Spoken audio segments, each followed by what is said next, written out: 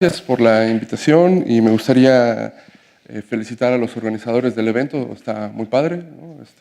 Ojalá así sigan los siguientes, ¿no? Bueno, debo confesar que yo también fui víctima de las recomendaciones que nos hicieron por correo, entonces cambió un poco la estructura de lo que tenía pensado al principio, entonces el nombre no es el mismo que está en el programa. Voy a intentar hacerlo un poco más panorámico. Entonces, mi idea es, pues, un poco hablar sobre dos objetos muy particulares. Entonces, al principio voy a hablar sobre esos dos objetos, un poco por qué me interesa estudiarlos, y después el resto de la charla es cómo es que se relacionan uno con otro, un poco lo que se ha hecho, lo que he hecho yo, lo que ha hecho otras personas, lo que no se ha hecho, lo que estoy haciendo. En fin, esta es la estructura. Seguro voy a ir muy lento en las primeras partes, luego voy a ir súper rápido en lo último, ¿no? Pero bueno, empecemos, ¿no? Ok, entonces, primero, mi primer objeto a mostrarles es un grupo. Entonces, lo que hago es, me tomo una superficie, no necesariamente orientable, que sea compacta, conexa, y me tomo el grupo de difeomorfismos de esa superficie. No va a aparecer mucho en la notación, pero si mi superficie fuera orientable, entonces voy a pedir que los difeomorfismos preserven esa orientación, lo que sea que eso signifique, ¿no? Entonces, le llamo el grupo modular o el mapping class group al grupo de componentes conexas que se mencionaba hace rato de los difeomorfismos. En otras palabras, lo que hago es, de todo mi grupo de difeomorfismos, lo parto en clases de isotopía y les doy una estructura de grupo pues, por composición, ¿no? Ese es mi grupo modular. En cierto sentido, lo que estoy haciendo es fijarme en mi superficie como un objeto geométrico y pues como fijarme en sus posibles simetrías, ¿no? Que están codificadas de alguna manera aquí en el grupo de difeomorfismos y en sus clases de isotopía, ¿no? Ahora, este grupo aparece en varios lados, en muchos contextos, y en algunos lados lo definen utilizando grupos de homeomorfismos o inclusive de equivalencias homotópicas, y al final uno obtiene grupos isomorfos, ¿no? Entonces uno puede entrarle con distintas herramientas a estos grupos. Un par de ejemplos sobre dos elementos del Mapping Class Group.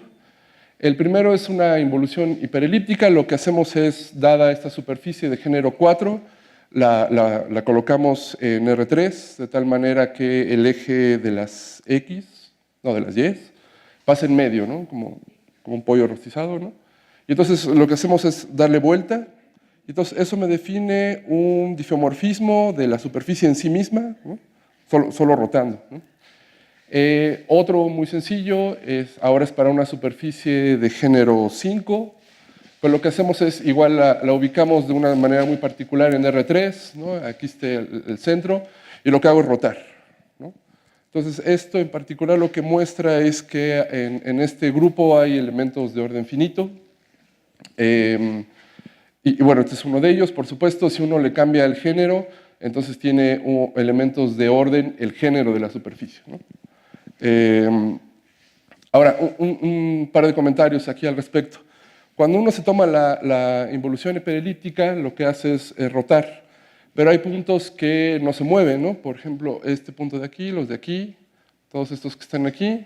Entonces, resulta interesante fijarse en estos difeomorfismos, pero que dejan fijos algunos puntos, ¿no? Entonces, esa es una variante que a mí me va a interesar. Es cuando tenemos cierta cantidad de puntos en la superficie, que son puntos que representan singularidades o tienen alguna importancia, ¿no? Y entonces me fijo en todos los difeomorfismos que le hacen algo a esos puntos, ya sea que los dejen fijos o que los permuten, ¿no? Pero como conjunto, manda el conjunto de puntos en sí mismo. Y entonces a eso le llamo diff SK, y ahora me fijo en las clases de isotopía ahí, ¿no? Entonces me fijo en las componentes conexas de este, ¿no? Y entonces obtengo una cosa que se llama gamma K de ese, es el Mapping Class Group con puntos marcados, ¿no? Y este es el grupo que me va a interesar por Pues porque estoy considerando estos puntitos. Ahora, hay otras variantes de estos grupos modulares en las que en vez de fijarnos en puntos marcados, me fijo en componentes frontera, es decir, remuevo discos abiertos y entonces tengo ahí orillitas, ¿no? Y entonces pido que los difeomorfismos dejen fijas estas componentes frontera. Inclusive puedo combinarlo, ¿no? Puedo combinar componentes frontera con puntos marcados, o todavía más aún, ¿no? Ahí puedo mover 3 parámetros, ¿no? Puedo mover el género de la superficie, la cantidad de componentes conexas y los puntos marcados, ¿no? Pero aquí nada más voy a fijar en puntos marcados. Ok, entonces este grupo de difeomorfismos que me dejan fijo mi conjunto de puntos, pues es un subgrupo de estos difeomorfismos y entonces como tal induce, pues no precisamente una inclusión, pero un homomorfismo entre estos grupos modulares. Lo interesante de este homomorfismo es que no tiene un kernel trivial, es decir, una pregunta interesante sería tratar de detectar quién está acá atrás, ¿no? ¿Quién vive aquí? Y lo que resulta que aparece aquí son grupos de trenzas, o cocientes de grupos de trenzas, ¿no? Lo voy a mencionar un poco más al rato. Entonces, la relación que hay entre estos dos es bastante interesante, ¿no? El que aparezca grupos de trenzas aquí o cocientes depende de la superficie y del género, ¿no? Algunos ejemplos más o menos, bueno, no tan inmediatos, pues, pero por ejemplo, el grupo modular de la esfera, es decir, la cantidad de simetrías que tiene la esfera, ¿no? Se mide con este grupo modular y en realidad este grupo es trivial y básicamente tiene que ver con este resultado de Ismail acerca de los difeomorfismos de la esfera, ¿no? Entonces, ahí lo que me está diciendo es que todo difeomorfismo de la esfera en sí misma es isotópico a la identidad, ¿no? Eso es lo que me está diciendo este grupo, ¿no? Esto significa que si le pongo un punto particular a la esfera, también obtengo un grupo trivial. Si le pongo 2 puntos, entonces me aparece un Z2, ¿no? Y bueno, para el caso del toro obtengo este grupo especial lineal, ¿no? Y hay otros ejemplos que pueden calcularse más o menos de manera sencilla con algunas herramientas de geometría, ¿no? Bueno, a mí lo que me interesa es estudiar estos grupos que, por cierto, o sea, desde el punto de vista algebraico tienen un montón de cosas interesantes y que uno se pregunta sobre su estructura, pero yo lo quiero estudiar desde el punto de vista topológico, homotópico, ¿no? Yo soy topólogo de formación, entonces yo quiero ver grupos, pero desde mi perspectiva topológica, ¿no? Entonces, esa es mi intención, ¿no? Ahora, ¿cómo voy a hacer ese estudio? Bueno, lo voy a hacer con mi segundo objeto de estudio, ¿no? Entonces, lo que hago es, me tomo un espacio topológico, en realidad mi espacio topológico no es cualquiera, generalmente son variedades. Me voy a tomar su producto cartesiano y voy a definir el espacio de configuraciones ordenadas en M como las catuplas de puntos distintos a pares, ¿no? Entonces lo que estoy haciendo es como tomarme el producto cartesiano y quitar la diagonal, ¿no? Donde coinciden los puntos.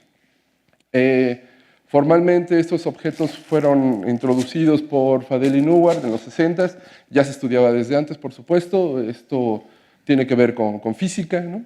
Pero a partir del artículo que publican ellos, pues hay un estudio más a conciencia, digamos, formalizado, ¿no? Está la versión con configuraciones desordenadas, que lo que hago es hacer actuar al grupo simétrico y nada más permuto las etiquetas, ¿no? Entonces, en el primero sí son catuplas ordenadas, en este pues solo son catuplas de puntos, nada más, ¿no? La acción de este grupo simétrico lo que me induce es un espacio cubriente de esta manera, ¿no? Y este es importante por algunas cosas que voy a mencionar más adelante.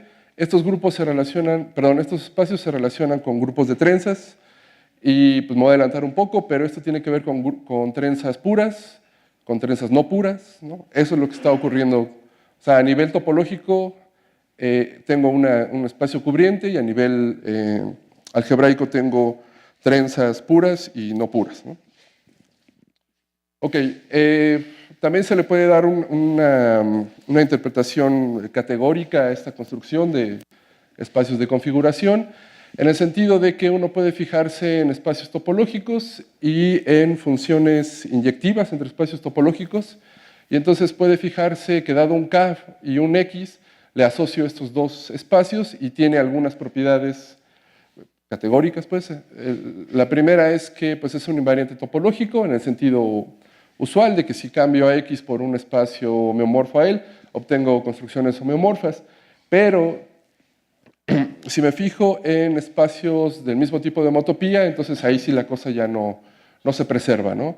Hay algunos resultados o sea, ejemplos concretos de espacios que tienen el mismo tipo de homotopía, cuyos espacios de configuración no tienen el mismo tipo de homotopía. Este es uno, hay algunos otros un poco más elaborados y también hay otros más sencillos, ¿no? Y como para aterrizar un poco qué es lo que están haciendo estos espacios de configuración, pues voy a dar un par de ejemplos. El primero es tomarse el intervalo abierto, y entonces una configuración desordenada de k puntos ahí, pues es esto, una catupla de puntos, y pues los puedo ordenar, ¿no? Entonces lo pienso como una catupla ordenada, y entonces me fijo en estos puntos, y pues no es difícil ver que cuando uno se toma 2 puntos, entonces estoy variando 2 puntos de esta manera, uno más grande que el otro, y entonces obtengo un triángulo con las orillas removidas. Si lo hago para 3 puntos tengo un tetraedro, y en general, si me fijo en k puntos, entonces me puedo construir simplejos. Ahora, eso es para el caso desordenado. Para el caso ordenado, pues lo que hago es lo que mencionaba hace rato, era tomarme el producto cartesiano y quitar la diagonal. Entonces aquí lo que pasa, este es para 2 puntos, esta rayita significa que no está, entonces tengo 2 triángulos, ¿no? Los triángulos que mencioné aquí, y aquí tengo los tetraedros, ¿no? Entonces, ese es un ejemplo muy geométrico, ¿no? Otros ejemplos es, por ejemplo, en configuraciones en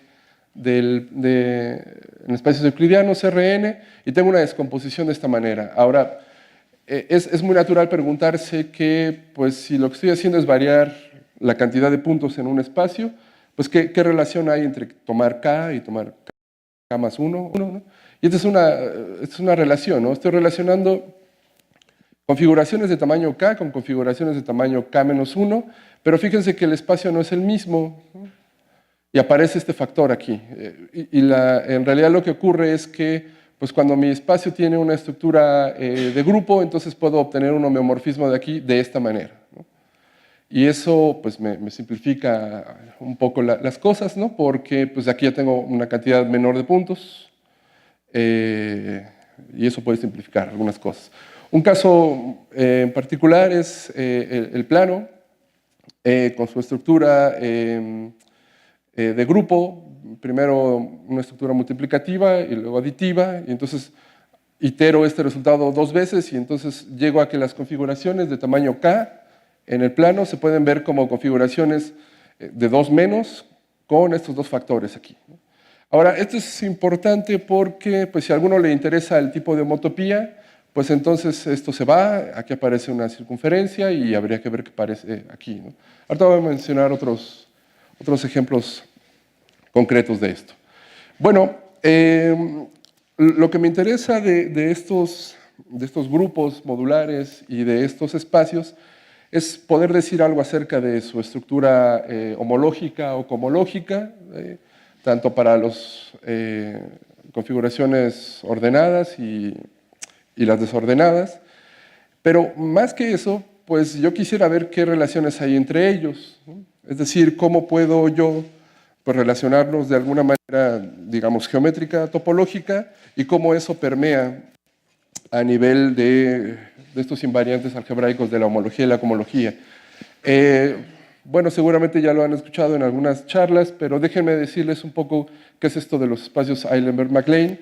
Lo que hace uno es un espacio Eilenberg-MacLane del tipo KGN, es un espacio X al que cuando le calculamos sus grupos de homotopía, estos grupos son 0, son triviales, si... ¿qué estoy haciendo?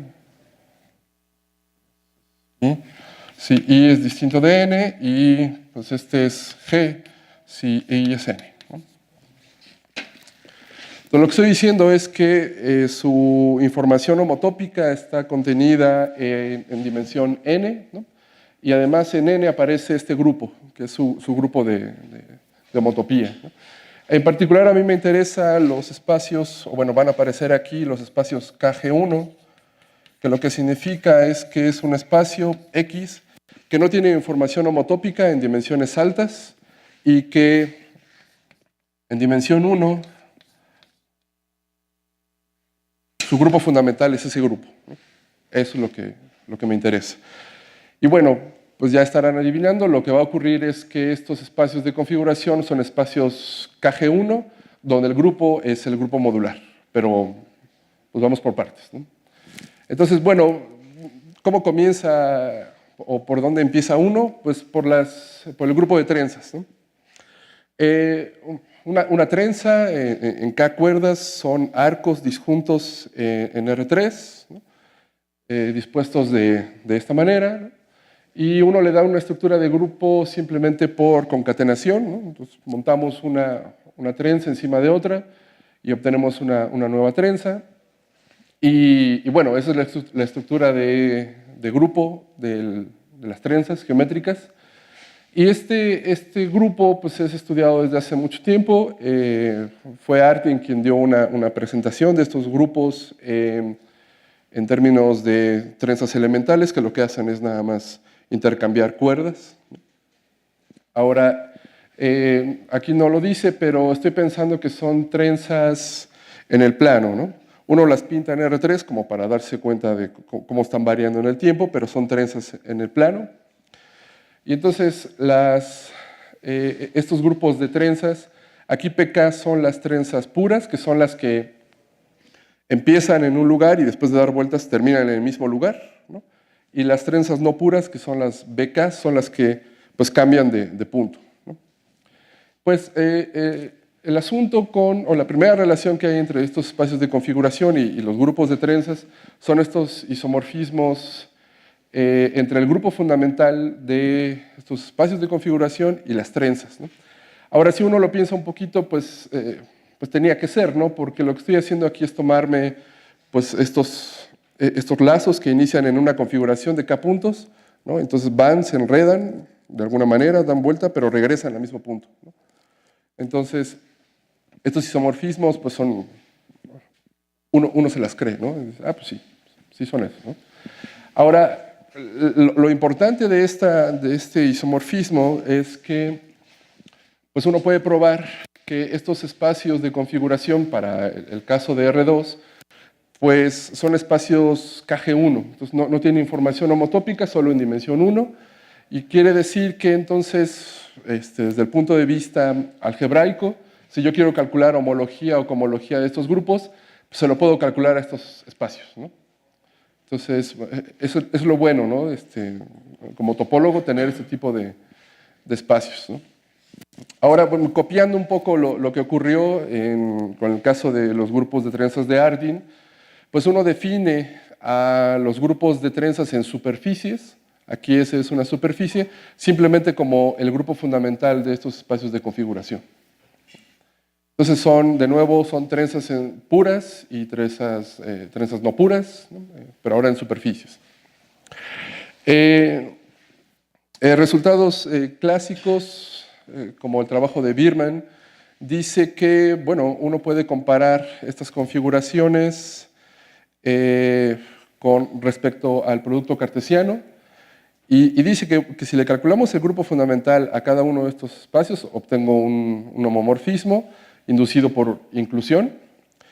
Y el resultado es que si se lo hago a una variedad, entonces si la variedad tiene dimensión al menos 3, entonces este es un isomorfismo. Quiere decir que a partir de dimensión 3, toda digamos, la geometría que está aquí en estos espacios de configuración, pues está como que de este lado es el grupo de trenzas, ¿no? Entonces, el grupo de trenzas es básicamente un producto del grupo fundamental de la variedad. Ahora, por supuesto, el caso interesante es los otros, ¿no? ¿Qué pasa en dimensión 2 con las superficies? Pues ahí lo que ocurre es que, pues entonces uno se pregunta, bueno, ¿y qué aparece aquí? ¿Quién es el kernel? ¿No? Y entonces son preguntas interesantes, ¿no? Pero no voy por ahí, voy por otro lado. Por donde voy a ir es por este resultado, también clásico, que me dice que estos espacios son espacios del tipo KG1, solo si la superficie en cuestión no es ni la esfera ni el plano proyectivo, ¿no? Entonces, pues está bien, pero pues si uno quiere estudiar estas configuraciones en la esfera y en RP2, ¿qué hace? ¿No? Pues lo que uno hace es modificar un poco estas construcciones, estos espacios topológicos, mediante esta construcción. Ahora, ¿qué es lo que hago? Bueno, consideren un espacio que tiene una acción de un grupo topológico G y tómense el producto cartesiano de ellos. Aquí G es el espacio, el lazo universal sobre BG, el clasificante. Seguramente ya lo habrán escuchado aquí antes. Y si no, piensen que simplemente que eje es un espacio que es contráctil y que tiene una acción de G. Entonces, hago actuar al grupo G, actúa en los dos. Bueno, pues lo hago actuar en estas parejas de esta manera y me voy a fijar en este cociente. Este cociente le voy a llamar la construcción de Borel asociada a X. Y esta construcción es la que me va a servir para, digamos, corregir el defecto que tienen estos espacios de que no sean KG1, ¿no? La ventaja de tener una construcción de Borel como esta es que se tiene una fibración en el sentido de que el espacio base es simplemente el clasificante y lo que tengo acá atrás es el espacio, ¿no? Las fibras son copias del espacio. Ok, bueno, pues entonces vamos a ver lo que ocurre para el caso de la esfera.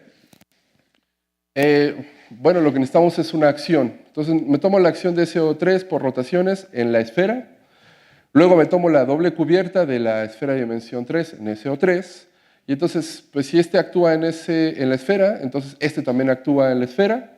Entonces me voy a fijar primero, aunque lo compliqué un poco, me voy a fijar primero en la acción de S3 en la esfera, ¿no? Entonces, ahí lo que se sabe es que cuando me fijo en la construcción de Borel asociada a esta acción de S3 en la esfera, ahora aquí esta es una acción diagonal, ¿no? Entonces actúa en cada entrada. Y resulta que para una cantidad de puntos, a partir de 3 puntos, esta construcción es un espacio KG1 donde el grupo que aparece es el grupo de trenzas, ¿no? En ese sentido digo que esta construcción como que corrige el defecto que tenían estos espacios de no ser KG1, ¿no? Ahora, lo mencionaré también un poco más adelante, pero una de las intenciones de estudiar estos objetos es fijarse en las superficies no orientables, ¿no? Entonces, lo primero que me pregunto es, bueno, ¿y qué pasa si me tomo RP2, que es la esfera por la acción antipodal? Y pues resulta que ahí pasa algo muy parecido, ¿no? Nada más cambia el número de puntos. Igual la acción de S3 en S2 desciende a una acción en RP2 y obtengo de nuevo un espacio, un KG1, ¿no? Como les comentaba, la intención de tener a estos espacios como KG1 es que si uno quiere calcular la topología de estos grupos, ¿no? Ok, entonces ahora volvamos a lo que había dicho al principio, nos fijamos en la acción de SO3 por rotaciones en la esfera, y entonces aquí lo que cambia es que igual obtengo un espacio KG1, pero el grupo que aparece ahora son los grupos modulares, los mapping class groups. Y para el caso ahora de la acción en RP2, también se tiene una construcción de Borel que es un KG1, ¿no? Ahora aquí pues hay algunas referencias en las que aparece esta construcción, pero no dice quién es este grupo, ¿no? Porque el interés del autor era fijarse en grupos de trenzas, y entonces dijo, pues es un KG1, pero no sé quién sea ese grupo y no me importa, ¿no? Entonces, pero bueno, aparece el Mapping Class Group con puntos marcados del plano proyectivo. Ahora, bueno, entonces, como les decía, si uno quiere calcular la cohomología de estos grupos, pues entonces puede calcular la cohomología de estos espacios. Eso no significa que sea mejor, ¿no? Tampoco peor, sino todo lo contrario, ¿no?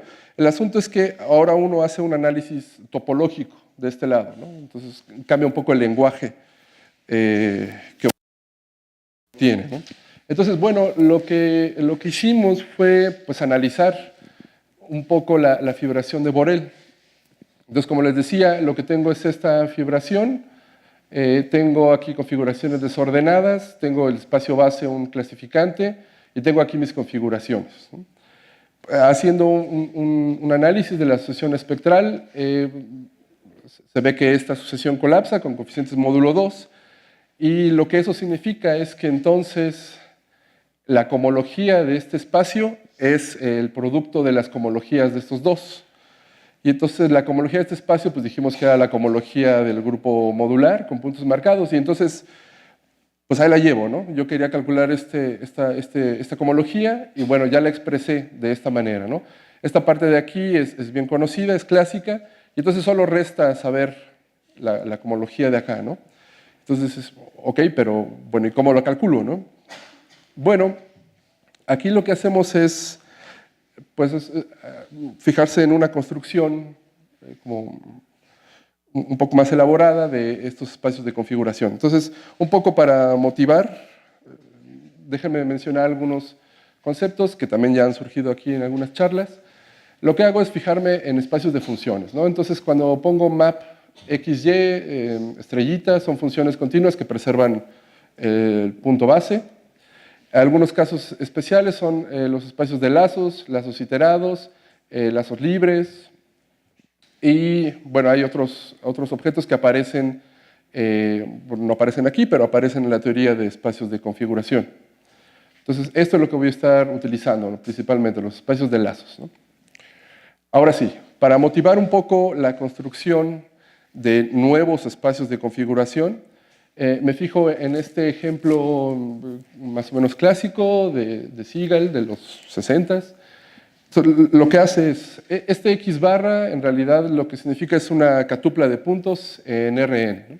Entonces, supónganse que se toman K partículas en Rn cargadas de manera positiva, y entonces miden el campo eléctrico. Entonces, el campo eléctrico que ejercen estas partículas se puede expresar como una función de esta manera, ¿no? O sea, lo que medimos es el efecto de este campo eléctrico generado por estas K partículas en un vector de prueba que esté por acá. Y entonces lo determinamos de esta manera. Lo que obtengo es un vector con dirección y magnitud, entonces puedo expresarlo de esta manera, ¿no? Pero, pues, quiero un poco cambiar esta función en el sentido de, voy a compactificar. Entonces lo que necesito es definir esta función en X barra y en un punto al infinito. Y bueno, lo hago de la manera más natural.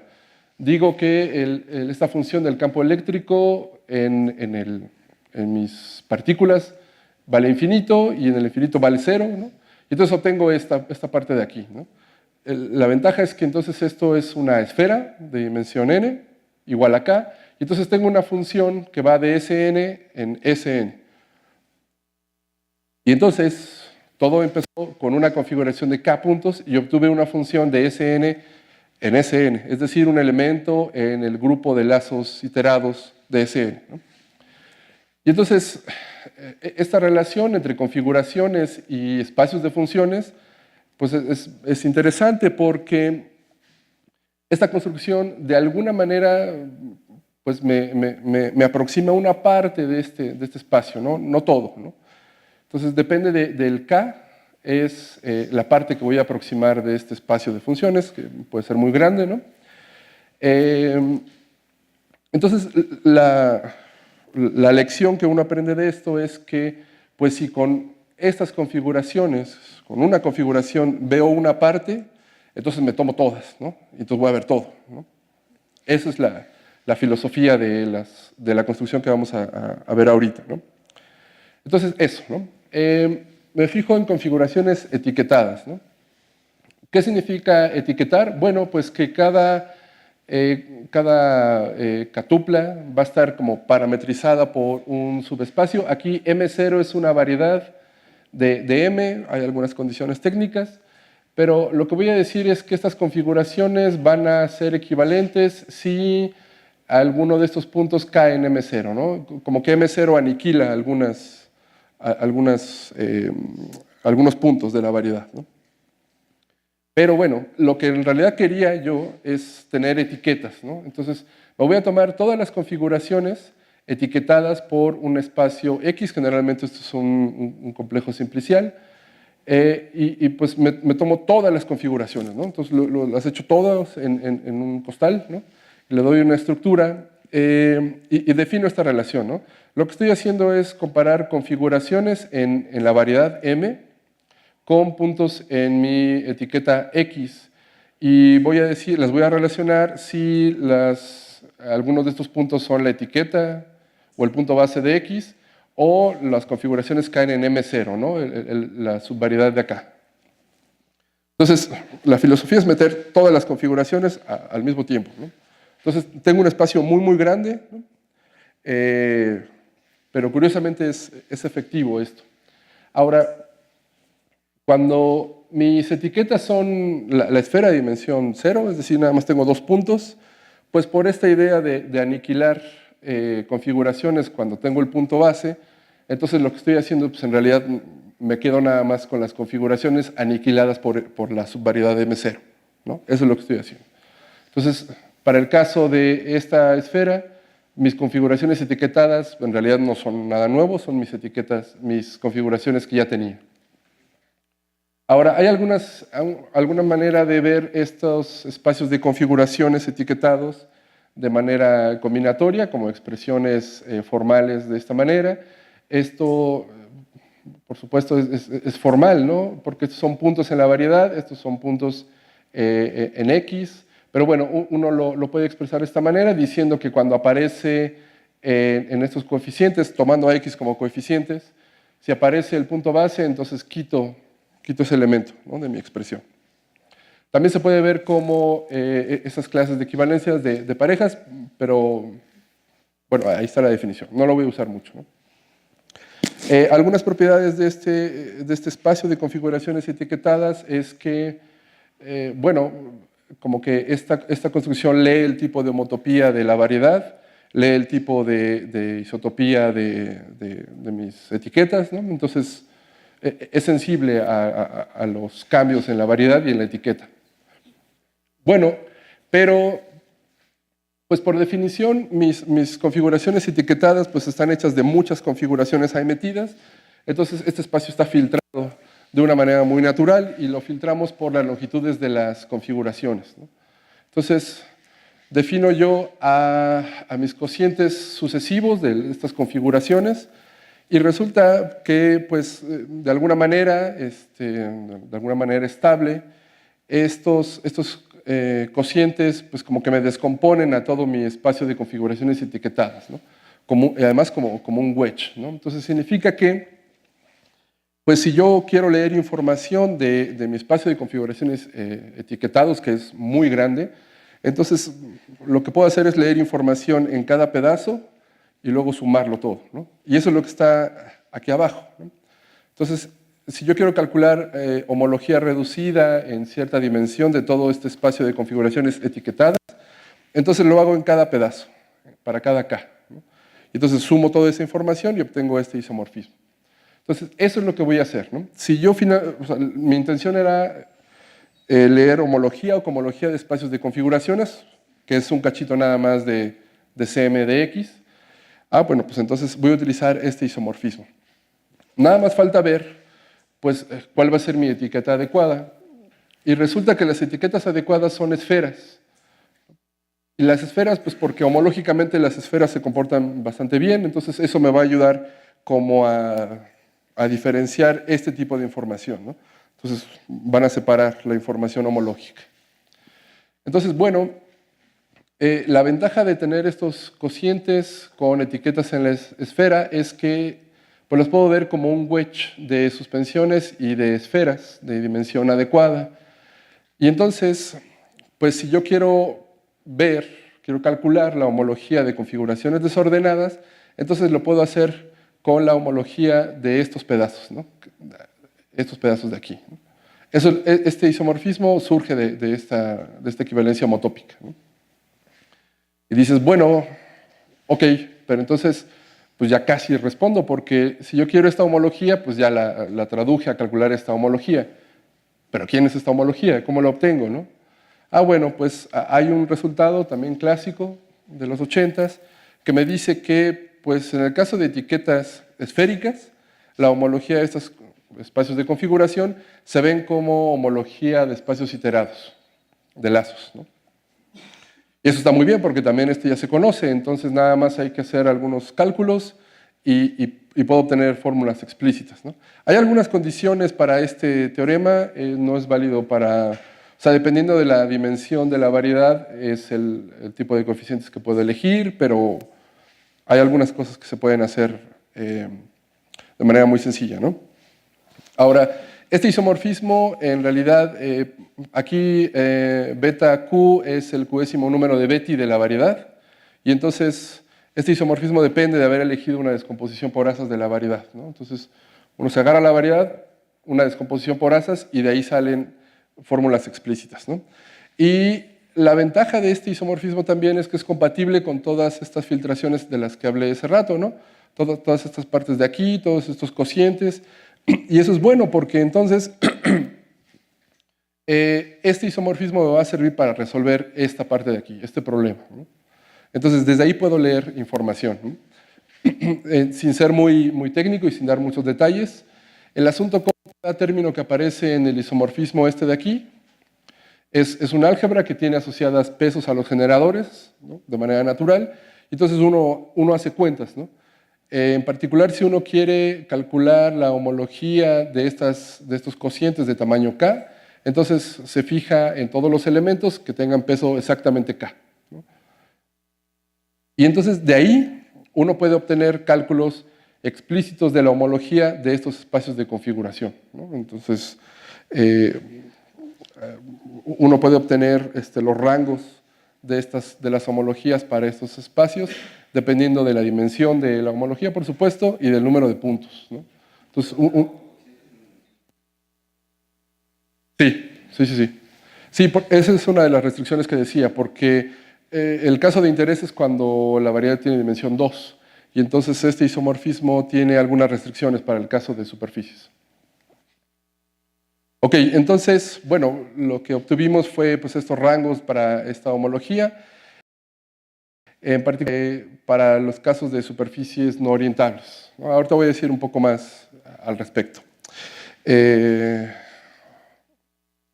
O bueno, tal vez lo diga de una vez, ¿no? Entonces, el asunto con los grupos modulares, con los mapping class groups, es que pues como que son objetos clásicos, y entonces la gente ha estudiado el caso de superficies orientables y se conoce mucho, ¿no? Y cuando alguien se preguntó, bueno, ¿y qué pasa en el caso de superficies no orientables? Pues mucha gente dijo, pues de seguro debe pasar lo mismo, ¿no? Porque si uno tiene una superficie orientable de género G, digamos, o sea, el género se refiere al número de asas, ¿no? Y uno se fija en la superficie no orientable, esta es la no orientable de género G, a lo que se refiere es a descomponerlo como una suma conexa de planos proyectivos. Tengo G términos en esta suma conexa, y el asunto con estos dos objetos es que pues, se relacionan, ¿no? De hecho, tengo una doble cubierta, ¿no? Entonces, la gente decía, bueno, pues si ya conocemos mucha información aquí, pues de seguro la misma información va a ocurrir acá porque la fibra es muy chiquita, ¿no? Entonces, como que debe haber cosas muy parecidas, ¿no? Y pues resulta que no, hay fenómenos en cuanto a la estabilidad de los grupos de homología o al comportamiento de subgrupos que el grupo modular de la superficie no orientable exhibe, que no la exhibe el caso orientable, ¿no? Entonces sí hay diferencias y eso lo hace interesante, ¿no? Entonces por eso fue que Nos fijamos en el caso de superficies no orientables, ¿no?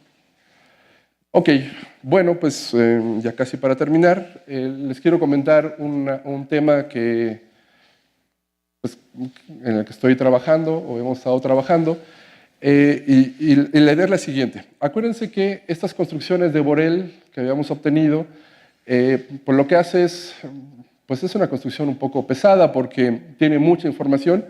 Tiene información, bueno, para empezar, tiene dos espacios con una acción. Tengo catuplas de puntos y entonces uno quiere como, también de nuevo con la filosofía anterior de meter todas las configuraciones, uno quiere como parametrizar estas construcciones. Y entonces lo que hace es lo siguiente. Dada una función continua alfa, lo que hago es tomarme catuplas de puntos en M, pero que vivan en la misma fibra, que tengan la misma preimagen, ¿no? Bajo esta función alfa, ¿no? Y entonces, bajo ciertas condiciones, básicamente si alfa es un as fibrado, entonces este as fibrado induce un as fibrado de esta manera. O sea, la ventaja es que ahora tengo, o sea, el espacio base no cambia, mi fibra ahora son espacios de configuración, y entonces, pues esta cosa es grande, pero ya aparecen estos espacios de configuración como fibra, entonces ya está como etiquetado todo ahí, ¿no? Ahora, ahí lo que se hace es, bueno, a mí no me interesa cualquier fibración, me interesa la fibración de Borel, asociada a la construcción de Borel, y entonces, pues lo que hago es, me tomo esta construcción de Borel, ¿se acuerdan? El espacio base es el clasificante, la fibra es M, me tomo el inducido en configuraciones de M y obtengo esta fibración, ¿no? Entonces, lo que puede verse es que este objeto que a mí me interesaba es básicamente configuraciones fibradas para un as en particular, gamma, ¿no? Y entonces, pues ya más o menos logré lo que quería, era codificar toda esta construcción en un espacio, ¿no? De nuevo, esto no significa que sea más fácil, ¿no? Pero al menos lo estoy cambiando un poco de idioma. ¿Y el por qué interesa esto? Bueno, pues porque resulta que sí funciona verlo de esta manera, ¿no? Entonces, para la elección de cierto as, uno puede obtener o recuperar las construcciones de Borel que ya tenía en términos de configuraciones fibradas, ¿no? Y entonces la idea es, bueno, estos son algunos resultados. Con esta nueva técnica de configuraciones fibradas, uno puede hacer cálculos de cohomología y de homología. Ahora aquí ya se echa mano de otras herramientas, ya se permiten otros coeficientes. Y entonces lo que estamos haciendo es, bueno, ¿y ahora qué pasa para lo que me interesaba al principio, ¿no? Configuraciones en superficies no orientables. ¿Qué pasa con RP2? ¿Qué pasa con la botella de Klein? Y hay avances, ¿no? Tenemos alguna información aquí al respecto. Básicamente eso era lo que quería contar. Los comentarios finales se refieren a cosas que tal vez debía haber dicho, pero que no me iba a dar tiempo. Entonces, lo primero es que estos espacios de configuración aparecen en un chorro de lados, aparecen cuando uno les da como cierto grosor a estos puntos, entonces se relacionan con problemas de empaquetamiento, tiene que ver con problemas de cinemática inversa, aparecen en topología robótica y en varios lados más, ¿no? Los grupos de trenzas, aunque no lo mencioné al principio, pero después ya no lo volví a hacer, en realidad sí aparecen en muchos lados, tanto los de Artin como los de superficies. Otra cosa, lo que comentaba aquí sobre esta cubierta, sí es cierto, aquí me equivoqué, esto debe ser G-1.